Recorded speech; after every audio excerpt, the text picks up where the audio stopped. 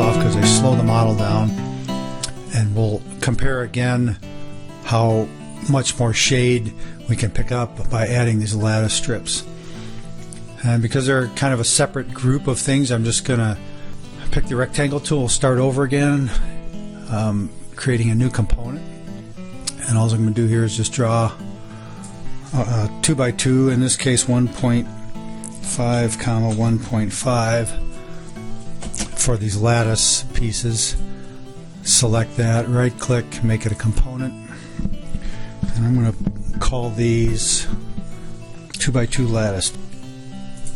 Simple as that. Move tool, we'll put this thing, see, let's put it right here, and then just take it up in the blue direction so it's lined up with that face, just for design purposes. And then we're going to use another cool Sketchup tool. When we made the joists for the model, I selected the first joist, hit Control, moved it 16 inches, and then hit 20x, and that copies the whatever geometry at whatever spacing that you determine. But I want to space this lattice out, but I don't necessarily want it, it doesn't necessarily need to be 16 inches on center or 8 or 12, but I want them evenly spaced. So we're going to use this other trick and take this lattice component, hit the Control key while using Move.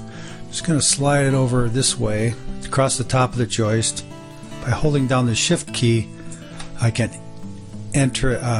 I can drop it so it's in line with the notch on the other side. Now I'm going to hit Enter, and then instead of 25 or 20x, I'm going to put /25, Enter, and what that does is evenly space 25 components. And if we hit /30 instead, and you can see the difference. So now, before I touch anything else, if I say /20, Enter, or /60, Enter, you can see how the various spacing works out with that tool. And I'm not sure what the center to center dimension is of those, but I know they're all equally spaced. So we're going to go back to /30, just because that looks like decent spacing. And now remember, those are all components, but they're separate components.